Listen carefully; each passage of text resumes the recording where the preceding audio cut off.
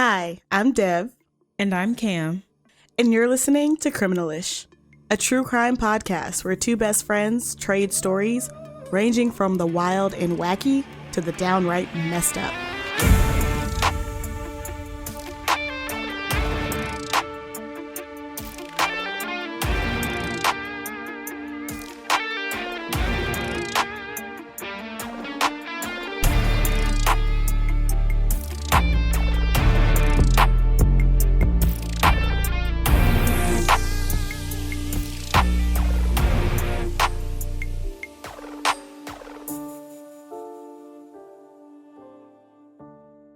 Do you love listening to the Criminalish podcast? Want to hear more from Kim and Dev? Then consider becoming a subscriber for $2.99 a month. Subscribers will have exclusive access to minisodes, Dev and Cam's live reactions to crime shows and documentaries, as well as early access to any multi-part episodes and so much more. Click the link in the show description if you're interested in subscribing. See y'all in Cell Block C. So today I will be telling Cam about the kidnapping of Ernest Lee Ibarra Jr., also known as Ernie. Have you heard about this case before, Cam? I don't think so. So this case is definitely going to put you on a roller coaster, so be sure to strap in and buckle up. So before we get into today's case, I would like to extend a trigger warning for domestic violence. And finally, what are you drinking today, Fran? 2 hydrogen atoms and 1 oxygen atom encased in a plastic bottle. What about you, friend? I love that for you. I too am drinking those 2 hydrogen atoms next to that oxygen atom encased in a plastic bottle. I love that for us. Love that for us. So Ernest Lee Ibarra Jr. was born on Christmas Day in 1985 in Mount Pleasant, Texas, to parents Rhonda Alke and Ernest Ibarra. And I will be referring to him as Ernie for the remainder of this episode, as that is what most people called him. He also had 3 siblings, a brother and 2 sisters, and he was described as the kind of person who would give you the shirt off of his back. And generally, he was a very kind and caring young man.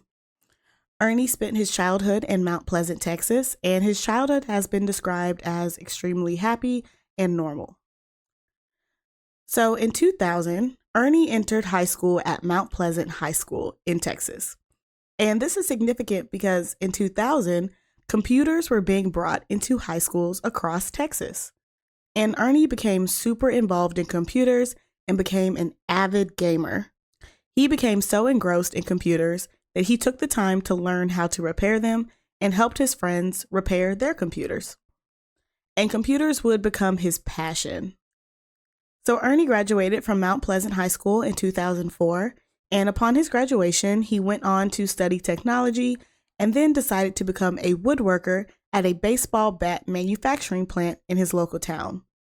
He decided this path as it allowed him to work with his hands, and those were the kind of jobs that he was truly passionate about. And it has been said that Ernie's job required a great deal of skill to perform, and he worked extremely hard to exceed in his position. In addition to his job at the baseball bat manufacturing plant, Ernie worked a couple of different odd jobs over the next couple of years to support himself, but he never really seemed to find his place professionally. But things seemed to be taking a happier turn for him personally when in 2007 he meets a girl on Facebook named Samantha Wolford. And the two of them immediately were inseparable. Now, a little bit of background on Samantha. She was born on August 28th, 1989, and she had 2 siblings. She was described by her family as being incredibly sweet, bubbly, as well as very loving, nurturing, and maternal. It has been said that Samantha always wanted to have a family and be a mother, and that is what she prioritized in her life. And at the age of 19, Samantha started her family with her high school boyfriend. The young couple would end up having a set of twins, and despite motherhood being what Samantha always wanted, her and her high school boyfriend did not stay together. And she became a single mother to her twins in her early 20s. Samantha worked several odd jobs to make ends meet, but she definitely struggled to provide for her 2 children. And it's been said that Ernie really stepped in to support Samantha and her 2 children. However, shortly after meeting Samantha in 2007, Ernie would go on to spend a short time in jail in relation to an altercation he had with a police officer. I do not have details on that altercation or what he was exactly charged with, but I do know he spent less than a year in jail. Oh, wow. That's still a significant amount of time. Agreed. Especially to be without a job and be away from loved ones, your girlfriend, all that. Exactly. And shortly after being released from prison, he asked Samantha and her 2 children to move in with him, as his friends and family said that his time in jail really matured him and allowed him to reflect on his life and what he wanted. And he wanted to start a family with Samantha.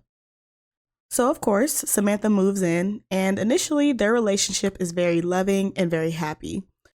They were described as an incredibly close and tight-knit family, to the point where Ernie actually asked to adopt Samantha's children while they were living together. Their biological father was not on the children's birth certificate, nor was he really in their life, and Ernie wanted to be able to be there for the children should anything happen to Samantha. And Samantha agreed with this, and Ernie became the twins' adopted father. Despite the loving relationship that was described by most people, some cracks began to show in the relationship as Ernie and Samantha were constantly arguing about money and privacy. Ernie was working 2 jobs to support himself, Samantha, and their 2 children, while Samantha was not working at the time and was instead making and posting videos on YouTube. And Samantha was posting a lot of what I like to call talking head videos, where she would just kind of sit on camera and talk about her life. And these videos all kind of ranged from 2 minutes to 8 minutes.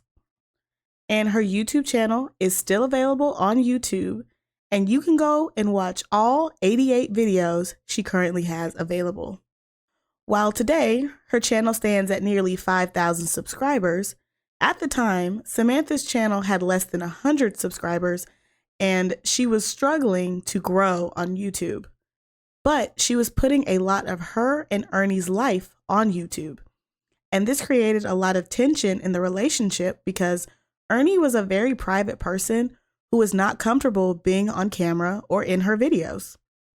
And he especially hated that Samantha was posting the children on YouTube as well. And if you go back and watch some of Samantha's videos, you can definitely see that Samantha treated her YouTube channel kind of like a diary and would share so much of her personal life on her channel. And when I say so much of her personal life, I mean the good, the bad, and the ugly. It was all out on full display for everyone to see. Yeah, and I will say, like, one of the reasons I got off of Twitter was because I realized I don't need to know this much information about people I've never met. Yep. I think that some personal stories can be very uplifting, but sometimes it's just like you're just putting this information out here, not even with the goal of like building a community or anything.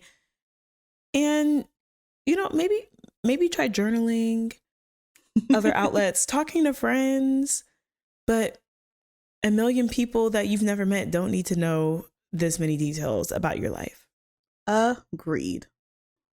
So despite Ernie being extremely adamant that he did not want the children to be on YouTube or in public social media, the twins were not his biological children, and he accepted that he didn't get much of a say on how much the children were shown online. Which I found very interesting because he did adopt them. He is their father.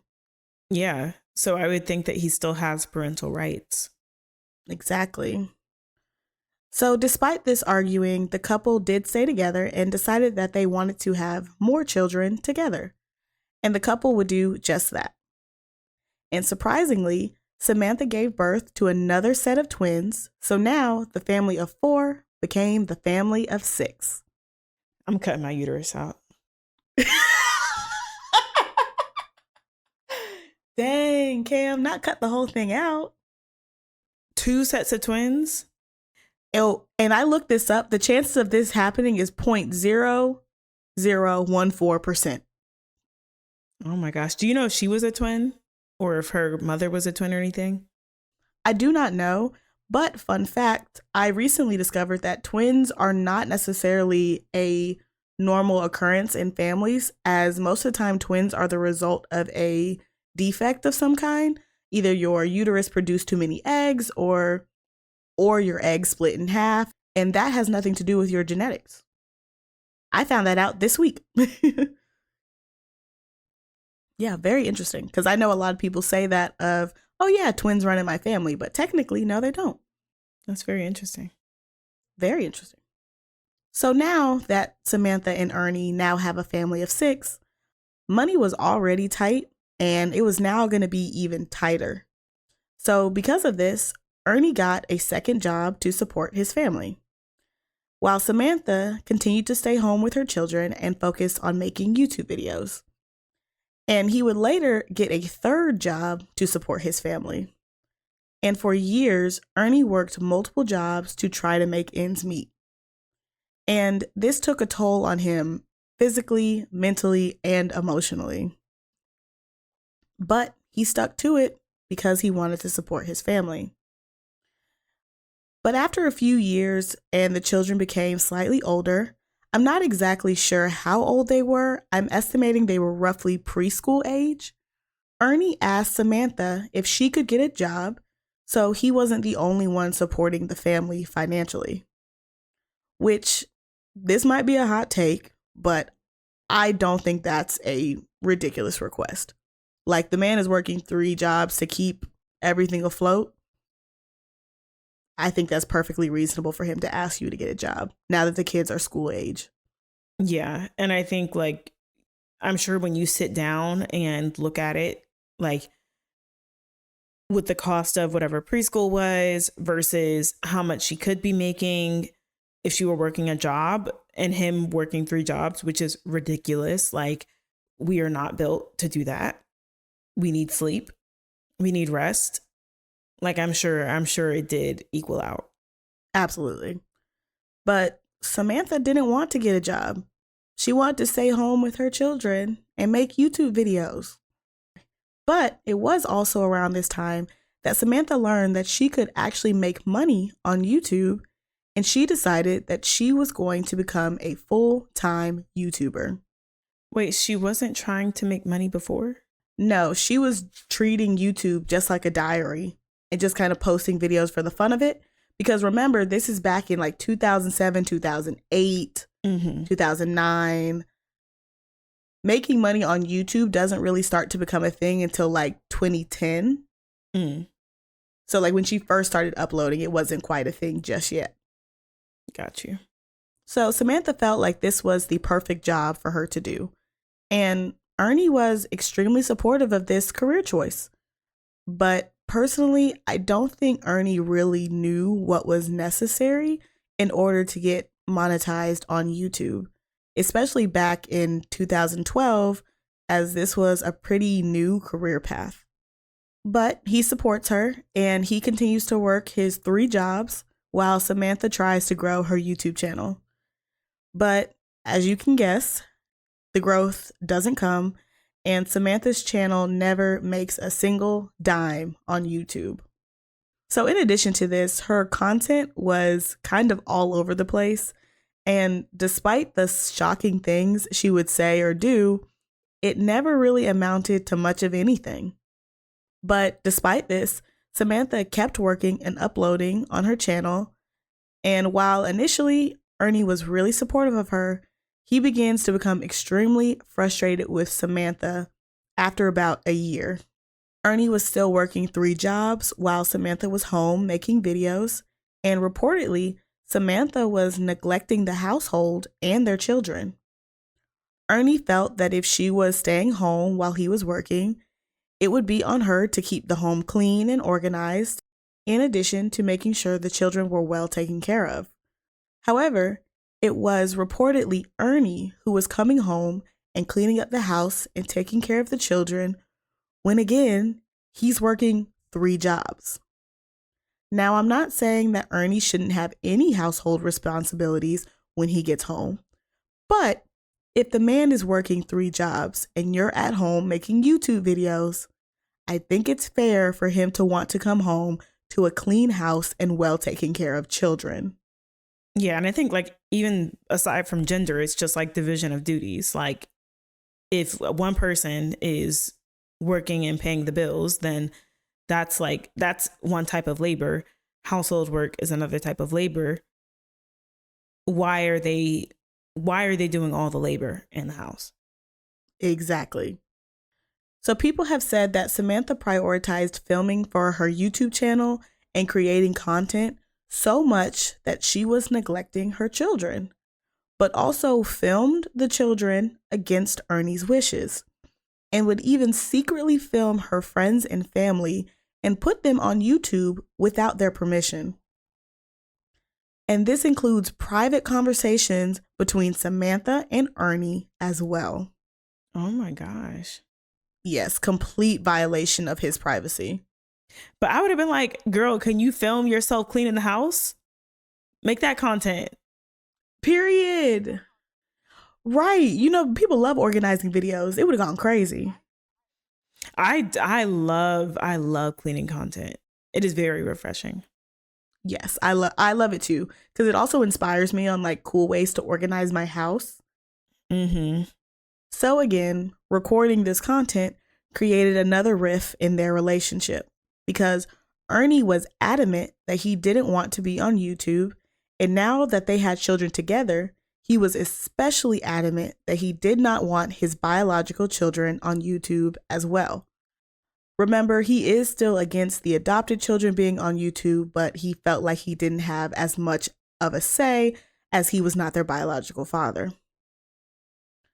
But Samantha ignored what Ernie said and continued filming herself and the children. That is until Ernie lost it over a video that Samantha had recorded of their daughter. In the video, Samantha recorded her daughter standing up and dancing in the car without a seatbelt while Samantha was driving. And I've seen this video. She isn't driving slowly.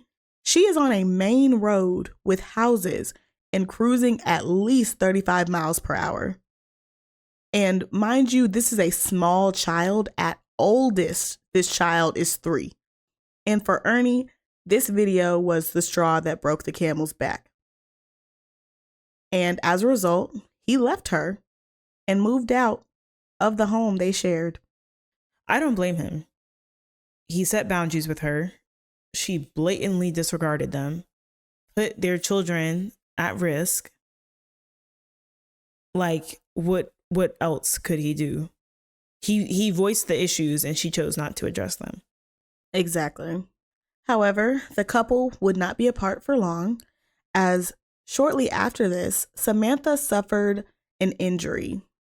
Now, the reporting on this injury varies from source to source, but the most common reporting is that a changing station fell on her in a Walmart bathroom. Someone just told me that was karma. Maybe a little bit, maybe just a little bit. As long as the baby wasn't hurt. I don't think the baby was hurt. Sound like karma to me. It's giving karma. It's definitely giving karma. And initially after her injury, she struggled to maintain the household and take care of her children, as it's been reported that she couldn't even pick up her children. How heavy are changing tables? I know they're not light. They're heavy. I could see if it were to fall, especially Samantha is a smaller woman. She's not a very large woman.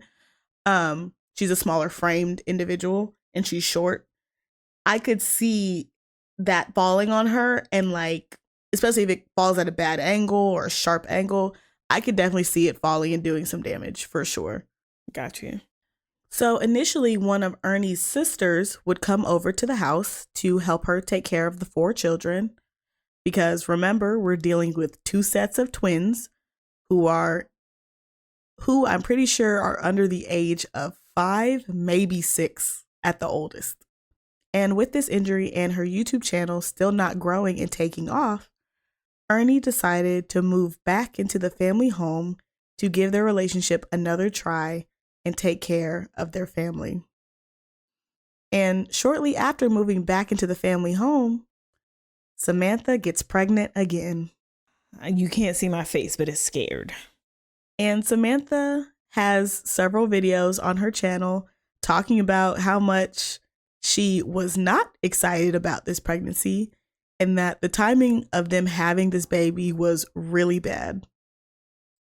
And she was especially freaked out because she was worried about having another set of twins.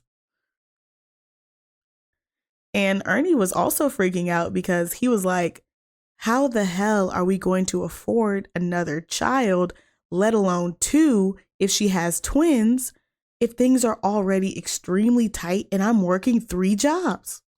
Right. It's only so many hours in the day. Exactly. There's only so many days in the week. Mm-hmm.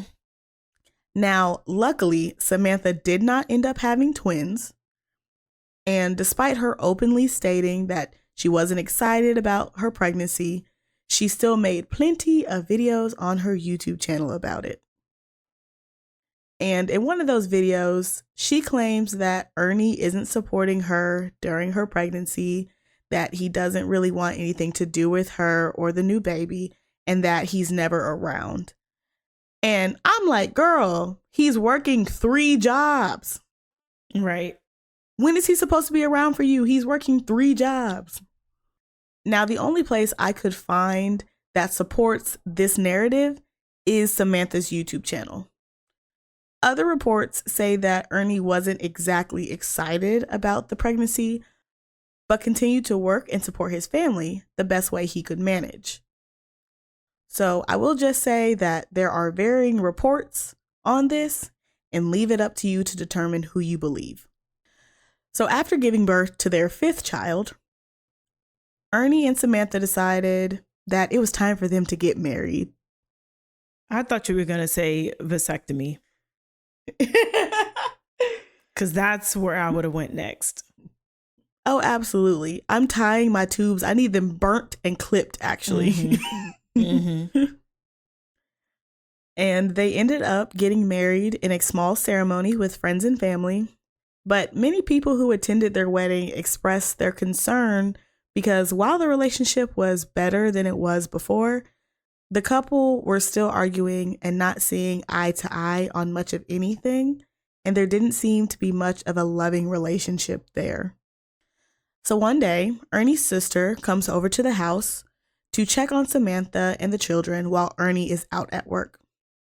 And during this visit, Samantha confides in Ernie's sister that the couple was arguing constantly about any and everything, and that the night before, they had gotten into such a bad argument that Ernie had punched her in the arm and it had left a bruise. And during this conversation, Samantha shows Ernie's sister the bruise on her arm. So as you can imagine, his sister freaks out about this because this is extremely out of character for Ernie. Ernie was described as having a temper, but they had never seen him react with physical violence. So Ernie's family did not believe Samantha and chose to side with Ernie. And from this incident forward, Samantha would confide into multiple people that Ernie was abusing her. And on one occasion, she did call the police to report Ernie for domestic violence, and he was arrested, but he was released shortly after the arrest, returned to the family home, and nothing ever came of it.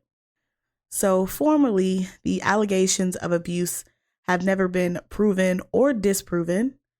So while Samantha is telling people about the alleged abuse, she starts to say that not only is Ernie abusing her, but that she wants someone to do something about it. And their relationship continues to remain kind of tumultuous. That is until we come upon the 20th of February, 2015. On that night, shortly before 2 a.m, Samantha makes a distressing call to her mother in the middle of the night. On that call, she tells her mother that 3 men had broken into the house, snatched her and Ernie out of bed and onto the floor. One man stood over her, tying her hands behind her back, while the other 2 men were violently attacking Ernie. They then left her tied up on the bedroom floor before kidnapping Ernie. And on this call, she is frantic, she is screaming, she is crying, she is freaking out. So, of course, Samantha's mother freaks out and is terrified for Samantha's, Ernie's, and their 5 children's safety as they all lived at the house.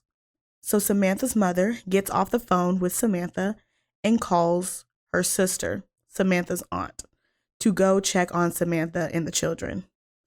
She did this because Samantha's aunt lived closer to Samantha than she did and would be able to get to the scene sooner. And when her aunt arrives, she goes straight to Ernie and Samantha's bedroom and finds Samantha tied up by her wrist and ankles on the floor. And while she's attempting to untie Samantha, her brain immediately goes to, where are the children? Because remember, there are 5 small children in this house. And after she got Samantha untied, she was able to go check on the children and confirm that the children were completely unharmed and the children were all actually asleep. And they were all sleeping in the same bedroom, which was out of the ordinary as the children did not normally share a bedroom. But her aunt put that to the side because she was focusing on making sure that Samantha was okay. I don't want to spoil anything. So don't say anything if I'm real right. But how did she call if her hands were bound? Oh, we're about to get into it, friend. And also, I've heard multiple stories where the wife does something to the husband, has somebody kill them, and the children miraculously sleep through everything. And people always suspect that they must have given them cough syrup or something to put them to sleep. That is a trope, isn't it? So after getting Samantha untied and checking on the children, her aunt actually decides she has a few more questions for Samantha. Her first question was, what you just asked him? How did you call your mom if your arms were tied behind your back? And Samantha explains that she crawled on the floor using her shoulders to her phone and then dialed her mother's phone number with her nose. Now, I want the good people at home to pick up their phones and give this a try. Because technically, yes, it is possible for you to dial a phone number with your face, but there would have to be some very specific parameters for this to be the case. One, she would have had to have some kind of smartphone. There's no way you're going to create enough force with your face to press the buttons on a regular phone. And I just accidentally called. I was trying to do it and I accidentally called one of my recents. So don't try it at home, y'all.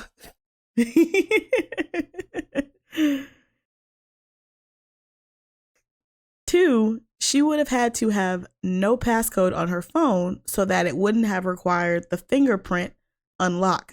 Well, it's 2015, right? Face ID wasn't a thing in 2015. But they didn't have fingerprint yet, did they? I thought they did because I feel like I had one. Because in 2016, my family got iPhones and I had a thumbprint. Yeah. I forgot about the home button. Exactly. Home buttons were a thing back then, bro. Yeah. I thought that was like 20, I guess, yeah, that would have been 2015, 2016. Mm-hmm. I didn't get my iPhone till like 2019, so. Right. Again, these are the parameters she would have to have in order for this to work. And I will just say, I do not know what kind of phone she had. Either way, I think you can gather that this is kind of suspicious, and investigators would also find this statement incredibly suspicious later. But we're going to stay focused on the night of February 20th. So in addition to our previous question, Samantha's aunt also notices that Samantha's car is missing, and she asks Samantha, hey, Where's your car? To which Samantha just responds with a shrug and something along the lines of, it's not supposed to be here right now. So her aunt is asking her a series of questions while waiting for the police to arrive. And when the police get there, Samantha lets them in and allows them to look throughout the entire house. And she tells them the statement I had already previously told you, that 3 men rushed into the house, threw her on the ground, tied her up, and kidnapped Ernie. And this statement, as well as the inside of the house, is captured on police body cam and is available for you all to view on YouTube. And I will be sure to leave a link to that in the show notes. She continued her statement by telling police officers that the kidnappers had also taken Ernie's phone with them. But immediately, police are like, something about this whole thing stinks. First, they noticed that there wasn't a lot of damage done to the house, despite there allegedly being some kind of violent attack on Ernie. Samantha said that he was pistol whipped and that there was blood pouring out of his head as a result. But one officer notices and says on the body cam footage that he doesn't see a lot of blood at the scene if somebody was pistol whipped. Right. They also noticed that nothing valuable was stolen from the home, and the house wasn't even disheveled like robbers or somebody who had broken into a house was looking for valuables. In actuality, there were plenty of valuables that were left out in the open and they were not stolen. And finally, the police noticed that the back door had been kicked in, but again were confused as to how the sound of their door being kicked down did not wake up Ernie, Samantha, or any of their 5 small children. So something about this entire scene was not sitting well with the police, and they decided to take Samantha to the police station for further questioning. And while there, she elaborated on her story that she was asleep when the 3 men broke in, and she was woken up by her sheets being ripped off of her body. And as she figured out what was going on, she was ripped out of the bed, slammed down on the ground, and a knife was held to her throat. She then looked around to see 3 men dressed in all black, wearing masks, and she pointed out that their skin was completely covered, so she could not identify the race of any of the people who broke into her home. She continued by stating that the other 2 men were violently attacking and beating up Ernie while she was being tied up. And once the intruders had managed to tie her up, they kidnapped Ernie and left her on the bedroom floor. She then waited to make sure that they were gone before wiggling her body on the ground to her phone and using her nose to unlock her phone and call her mom. Investigators asked why she called her mom instead of calling 911, and she stated that her mother was the first available person on her call logs, so that's who she called. So similarly to how you just called one of your recent calls, Cam, that is what Samantha is saying happened. That's probably the most plausible part of that story. Probably. Also in this interview, Samantha talks about how loving and perfect her and Ernie's relationship was, and that they were a perfect couple who loved each other deeply, and they were so happy, and they had the big happy family, and that there was absolutely nothing wrong with their relationship. Now, if you remember, this completely contradicts her claims to Ernie's family and other people that Ernie was being abusive towards her. And at the time, Samantha was at the same police station that came to the house and arrested Ernie when she called for domestic violence. So the police are already well aware that the relationship that Samantha and Ernie had are not nearly as perfect as she is claiming. And the manner of which Samantha speaks of her marriage strikes the police as odd, as no one has the perfect marriage. No one has the perfect relationship. And if they pressed her for potential issues that would be normal in a relationship, like arguments, like disagreements, those kind of things, She was adamant that their relationship was absolutely perfect, completely loving, and they never disagreed on anything.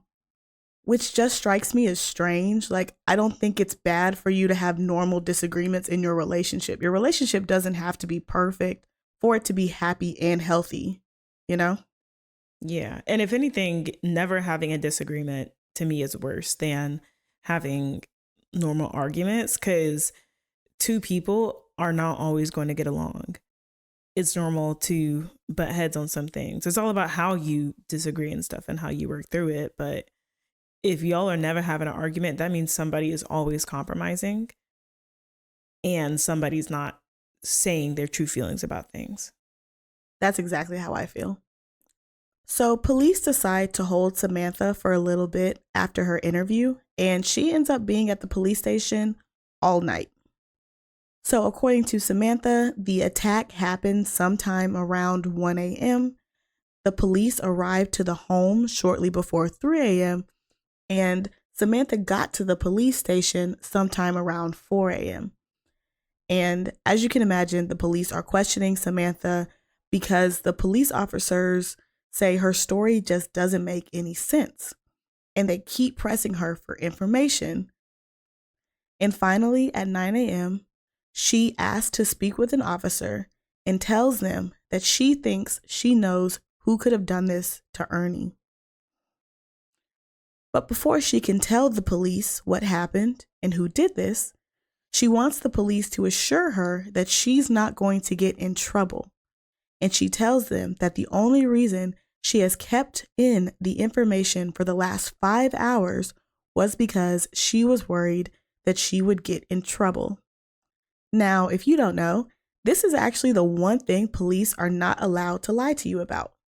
Police are not allowed to lie to you about potential sentencing deals. They can't make anything like that in specific terms. So an investigator cannot tell you that if you tell him the truth, you'll only serve 5 years in prison as opposed to the 20-year mandatory sentence. That is a lie. But they are allowed to say things like, I'll talk to the prosecutor. I'll see what we can do. Things like that are not in specific terms. Police are not allowed to lie to you about the specifics of jail time or what could happen as a result of your conviction. Just so you all know. So in this case, the officer very tactically says, tell me what you know and then we can talk about everything else. Which completely protects him because he hasn't lied to you and he hasn't made any promises to you that he can't keep. Again, this full interview is available on YouTube and I will link it in the show notes below. So Samantha is there and she's crying and she's like, I just have a suspicion on who did it. And she starts to tell the officer that her relationship with Ernie was not as perfect as she previously stated. I'm sure they were shocked. Oh, completely. What do you mean you don't have the perfect, wonderful marriage with 5 children? What do you mean? So Samantha starts telling the officer that a few days before Ernie's kidnapping, she went to the hospital to go check on another friend of hers. And while she was there, she started talking to the significant other of her friend who was in the hospital, a man named Jonathan Sanford, who had just been released from prison. I was unable to find what his specific charges were or how long he served, but I do know he was freshly out of prison when they met. Samantha's friend was in the hospital for a few days, and throughout the course of those few days, she talked to and became very close with Jonathan. And she confided in her friend and Jonathan about the abuse she was suffering from at the hands of Ernie. And Jonathan gets quite angry about this. And he's downright pissed off. And he says that under no circumstances should a man ever treat a woman that way. And he tells her that he's going to deal with the situation. He also says himself and his brother-in-law, a man named Jose Ponce, could, quote, take Ernie out of the picture, end quote. And according to Samantha, she didn't know what Jonathan meant by this, and she thought he was just joking and that he had just said something out of anger and didn't really mean it. And throughout her interview, she is starting to wonder if Jonathan could have been the one behind the breaking in and kidnapping of Ernie. And Samantha further claims that apart from those few times she saw Jonathan in the hospital, she did not know him at all. And based on these statements, the police go and arrest Jonathan and take his statement. And when the police get a chance to question Jonathan, he cracks basically immediately and tells them that it was him, his brother-in-law, Jose Ponce, and another acquaintance of theirs named Octavius Rhymes, who broke into the house and kidnapped Ernie. And during his interview, Jonathan confirms 95% of Samantha's statements, that the first time they met was in the hospital, that he was pissed about Ernie allegedly abusing Samantha, and that it was him and his brother-in-law and their friend who broke into the house and kidnapped Ernie. But there's one detail that he includes in his story that Samantha had forgotten to tell police. And that was that she was involved in the entire plan.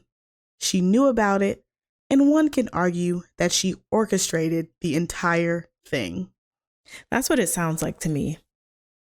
That's what it sounds like to me, because the kids being asleep on the same bedroom, them ripping you out the bed and tying you up, if that was supposedly your friend and you had no idea this was happening, I would have thought maybe he would have at least gently pulled you out the bed if he wanted to protect his identity. But yeah, it's definitely giving orchestrated. Exactly. Premeditated. Oh, baby, we're about to get into premeditation because this girl here is a piece of work. So the series of events I'm about to tell you come from Jonathan's statement. So initially, the plan was not to kidnap Ernie. The original plan was to get Ernie sent back to prison for a long period of time. So Jonathan and Samantha made plans to plant drugs in Ernie's car and get him sent to prison on meth charges. When did our other story happen? What's her name? Oh, Dahlia DiPolito. Yes. When did that story happen? Because this is seeming real familiar. Honestly, probably about the same time, if I'm remembering correctly. I feel like her story happened in like 2009. Wow. So maybe she saw that or something and thought she could do it better. Anything you can do, I can do better. I can do anything better than you. But she couldn't. That part. So the four of them, Samantha, Jonathan, Jose, and Octavius, met up at Octavius' house to discuss this plan.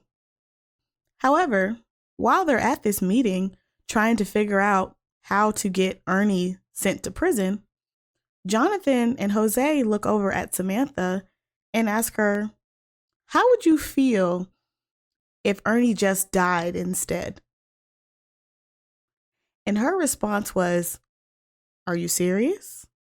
And it was not like "Are you serious? I can't believe you would ever suggest such a horrible thing happen to my husband."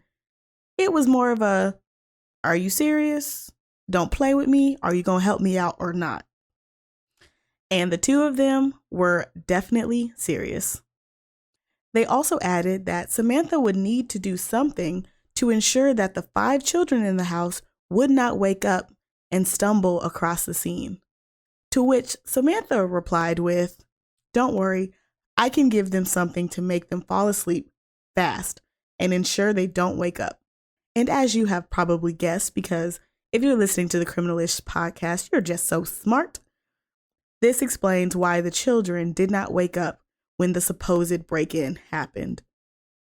And if you want to hear something even more messed up, then the potential drugging of these children to ensure that they slept through the night, all 5 of Samantha's children were present at the house when they were discussing Ernie's murder. At what's his name's house or at Samantha's house? At Octavius' house. Wow. Yep. You discussed killing my father right in front of me. And if you want to get even more interesting, there are several videos on Samantha's YouTube channel where she is judging other parents for how they raise their children and making statements that certain parents shouldn't even have their children and that CPS should be involved. I always say judgment is just a projection of your own insecurities. And she was projecting. Absolutely. So after this discussion, Jonathan, Jose, and Octavius assure Samantha that they can take care of everything for her. And they tell Samantha that if you want this to go down, just leave the front door unlocked.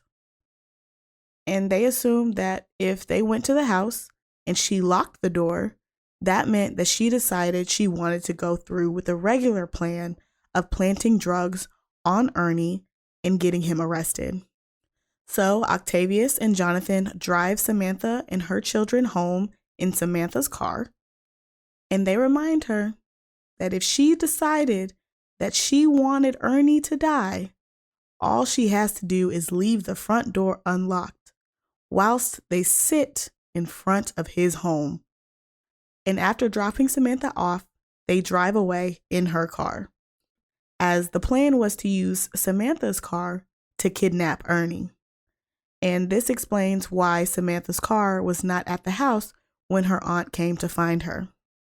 Jonathan and Octavius then went to Walmart to buy their all-black outfits and mask, and they make a quick stop to pick up Jose Ponce on the way back to Samantha's house. And the three of them sat in the car and started smoking the meth, the same meth that they originally were going to plant in Ernie's car to get him arrested. Meth is just so wild. Meth is just so wild. And that's going to encourage the pinnacle of rational thinking, right? Exactly. Like, honestly, if I'm a criminal, I feel like I would want to do it sober. I feel like you'd mess up a lot more. Right? I need to be able to clean up my mess. Exactly. So after smoking all the meth, the three men go to Samantha's house and they walk up to the front door. And unfortunately, Samantha chose to leave the front door unlocked. They then walked straight inside, went straight to Ernie and Samantha's bedroom, grabbed Ernie out of the bed, and began violently attacking him as Samantha sat up in bed and watched. I can't imagine going through that. And at first, he was probably scared for both of them. And then to realize that they were only attacking him and she wasn't even bound or screaming in any type of way. And to come to the realization that she in some way was involved in this. I can't imagine all the emotions that were rushing through him at that point. Exactly. And while the three men are beating Ernie, they're calling him a terrible person. And they're saying things like, how could you ever not appreciate what you have? Look at her. She's such a great woman. You don't appreciate her. And we're doing this because you've been doing her wrong. As Samantha sits on the bed watching these three men assault her husband. And after beating Ernie to the point where he lost consciousness, they carried him out of the house and put him in the back of Samantha's car. The three men then go back inside and tell Samantha that they needed to tie her up to make her story more believable. But Samantha decides to first call her mother and frantically scream on the phone about what had happened to Ernie. So I think we can confirm that she didn't use her nose to call her mother like she claimed. I know you're shocked. Very shocked. And after making this phone call, the three men tie her up and leave her on the floor of the bedroom. After tying Samantha up, the three men left the house in Samantha's car and took Ernie to some local woods in Camp County, Texas. And it is here that Jose Ponce shoots Ernie in the back of the head, killing him instantly. The three men then left the scene and left Ernie's body in the woods.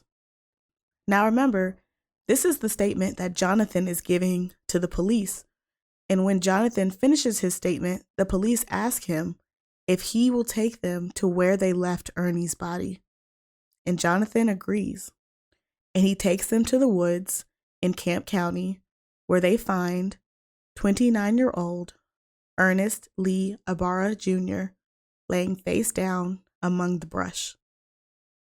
After this, the police arrest Jonathan, Octavius, and Jose and charge all three men with aggravated kidnapping and first-degree murder.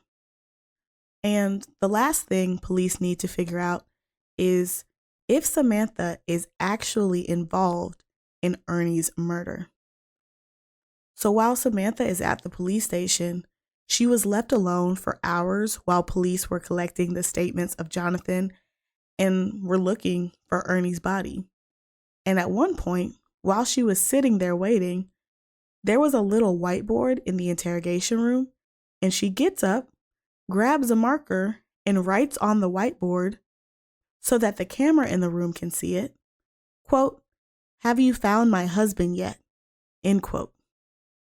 And she looks at the camera with an attitude, like they're wasting her time for keeping her there while they're looking for her husband.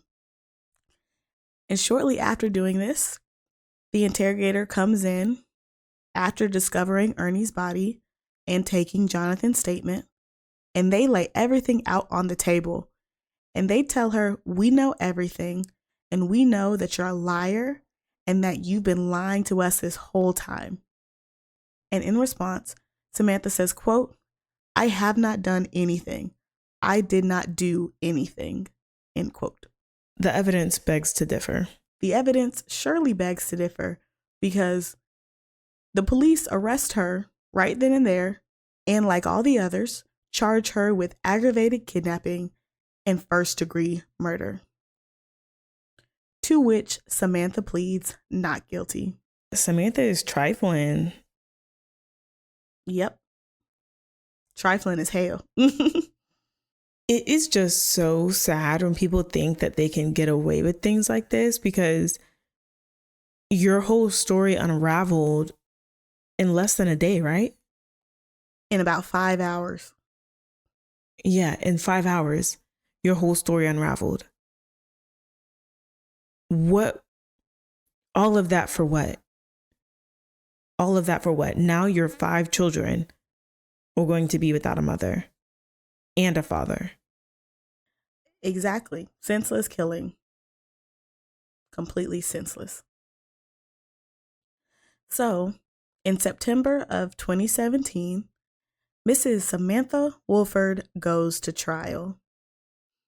So the police didn't actually have a lot of information that tied her to the crime other than some suspicious movements and the statements of Jonathan.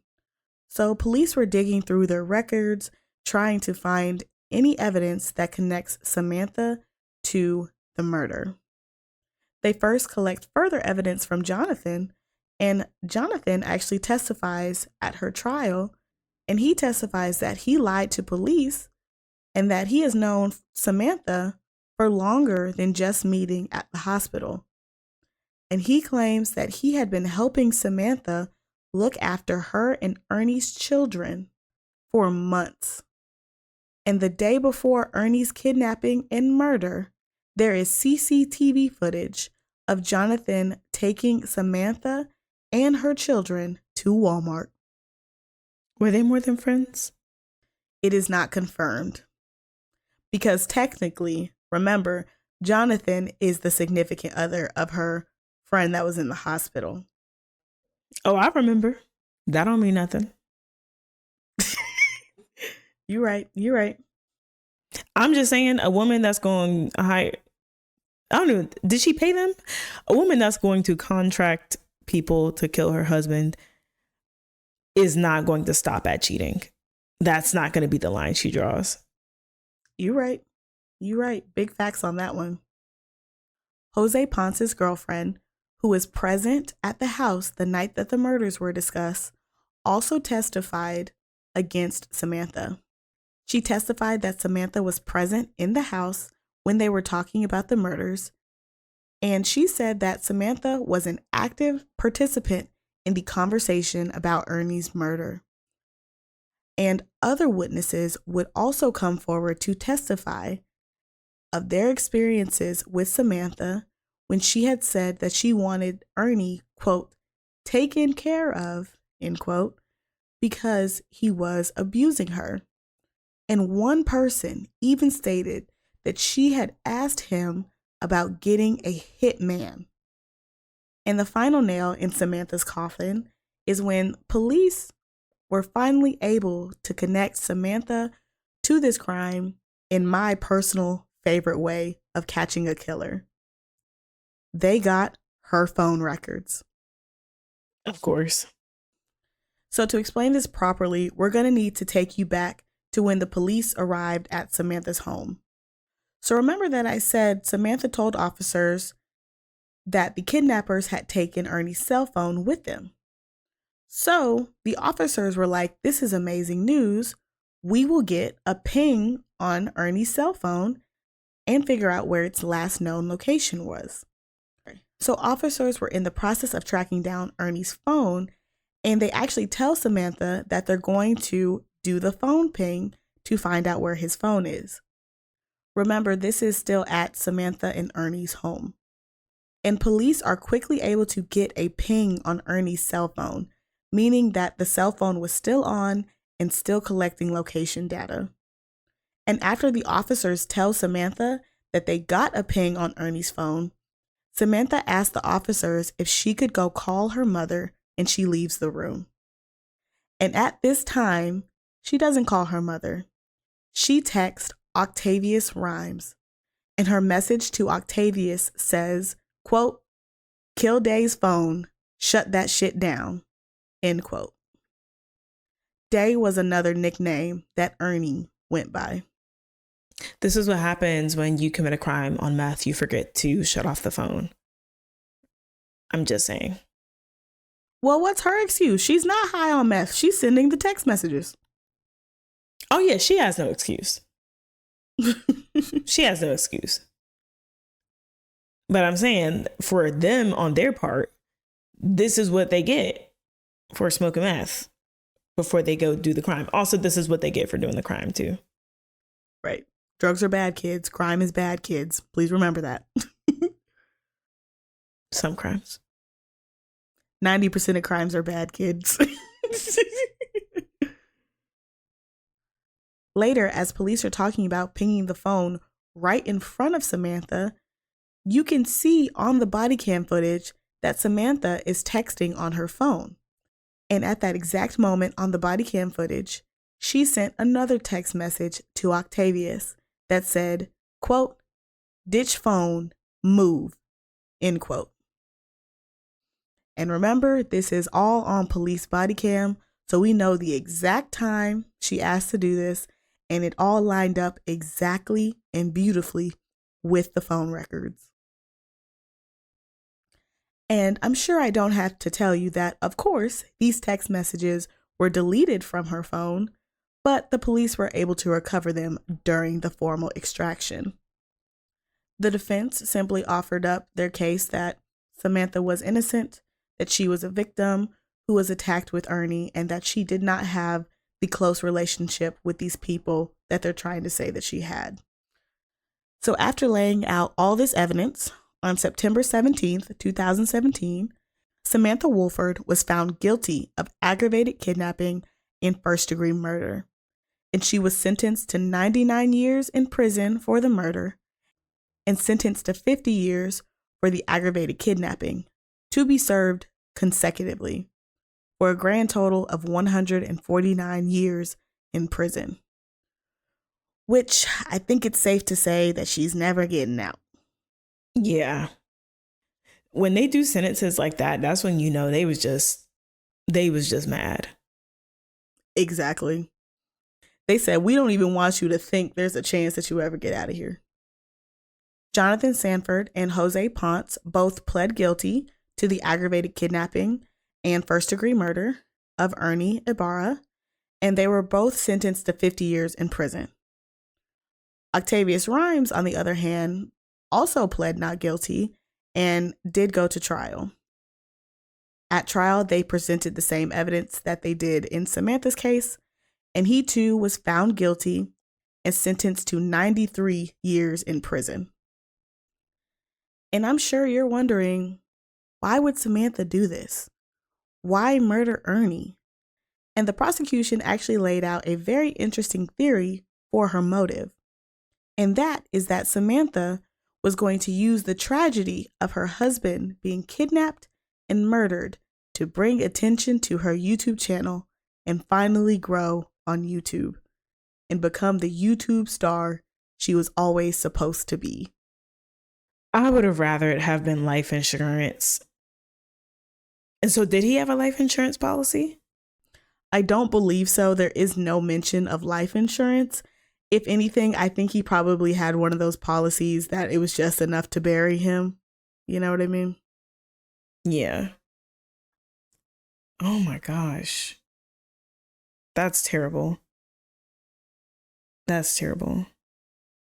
And there are other people who say that they believe the motive for the murder is that Ernie was finally fed up with Samantha and that he was going to leave her and he was going to try to get custody of the children. That definitely seems plausible to me. Also because she wasn't working. And so if you left her and got custody of the children, she wouldn't even be able to get child support. She might even have to pay him child support. Although I don't know if he would actually go through that route, but she would have no way of paying for bills, funding her YouTube career, any of that. And also she wouldn't have the children to feature on her YouTube videos. Exactly. And I agree. I think both of these theories are kind of credible. I watched some of Samantha's videos because it's not like she's monetized, so she can't make any money off of me watching it. But one thing that struck me is I watched a lot of her videos and she just lies in them all the time. Based on the evidence I know about this case, she blatantly lied on her channel about several things. One, she said in a video that her doctor told her it was perfectly fine for her to smoke cigarettes during her pregnancy. Two, that her house suddenly burned down without any further explanation. And three, that she was in a movie with Gerard Butler and Rooney Mara. It's like she was playing that game, Two Truths and a Lie, but she just like chose all lies. Exactly. And I feel like those are also easily provable. I guess unless she was saying she was an extra or something, that'd be the only way. Exactly. And of course, she never provided any proof or any names of the movie. She would just say, oh yeah, I acted in this movie with Rooney Mara last week. Yeah, that's so not true because people who are in movies, if it was last week, you wouldn't be talking about it because they make you sign an NDA. Exactly. Contracts, sweetheart. But if you watch some of her videos, the outlandish way of which she speaks or the matter of fact way she speaks, like when she said that her house burned down, like she literally turned on the camera and was like, hey guys, it's just been a long week. My house burned down and I lost everything and we've been living with my mom, but I'm still trying to have a good day. What are you guys doing today? Like that was the video. Is she in the same room? No, she's in a different room. At least she put some effort into it. Exactly. I tried so hard to figure out if her house burned down or not, and I was not able to tell. All the reports talk about this incident, but none of them say if it were true. And I feel like the lack of reports is in itself saying something because that should be a pretty easy thing to prove because it's not every day that a house burns down and doesn't get reported on. Exactly. And she was saying that the house burned down and she lost everything. Like Even houses will catch fire, and especially if they're built up to proper code, there's insulation and stuff to help it not cave in and you lose everything. So yeah, I feel like that would have been reported if a house essentially burned down to the ground. Right. Ernest Lee Ibarra Jr. was described as an incredibly hardworking and loving person who would give anyone who is struggling the shirt off of his back if they needed it. He is survived by his parents, his 3 siblings, and 5 children who are currently in the custody of Samantha's mother. And they all cherish his memory and look back on him fondly. And that is the end of our story, friend. It's just so sad that they were both so young. Because if he was 29, that means she was only 25. Yep. And now her whole life is gone. She's spending the rest of her life in prison. And his life is gone, of course. And their 5 children's lives are forever changed. They have neither of their parents, especially the older children whose birth father wasn't really in their lives. I hope that maybe at least he decided to come back in their lives. I don't know.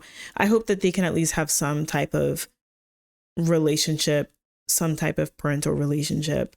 To have both parents taken from them so young likely scarred them for a good chunk of their lives. This was only 8 years ago.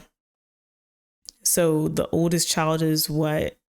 She had them when she was 19. So yeah, at oldest the children are 14, 15.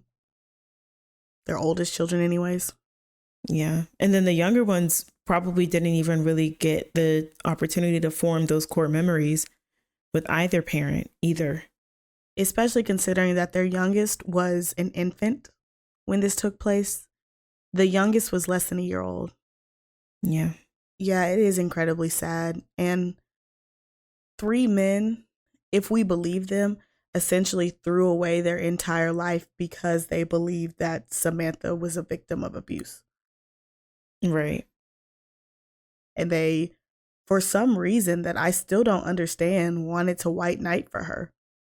Yeah, and maybe it has something to do with their own personal experiences, and she was a representation of somebody that they wish they could have protected when they didn't have the chance.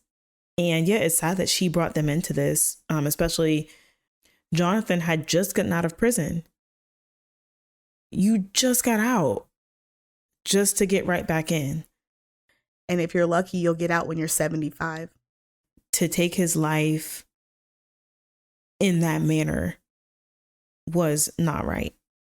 And it also served nothing. Exactly. There was, in my opinion, nothing to gain here.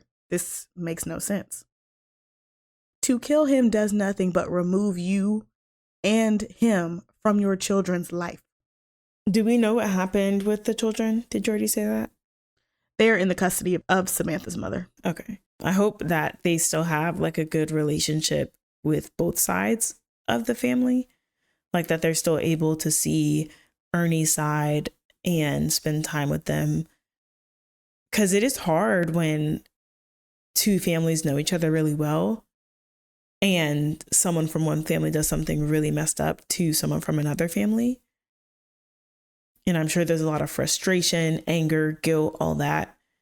But I do hope that the children are at least able to spend time and have relationships with both sides of the family. Absolutely, because that's so vital. They've already lost their mother and their father. It's just so important to have as much love and support as they can possibly have. Any other thoughts, friend? Nothing else from me. Thank you to our listeners for joining us on this episode. I'd also like to thank Daniel Kirsty and Bose for providing most of the material for this episode. If you'd like to check out photos related to this case, please be sure to follow us at Criminalish Podcast on Instagram and TikTok. And listeners, if you like what you hear, be sure to leave us a 5-star review wherever you're listening to the Criminalish Podcast. And if you are listening on Spotify, feel free to leave any comments or questions. As always, stay nosy, my friends. Bye. Bye.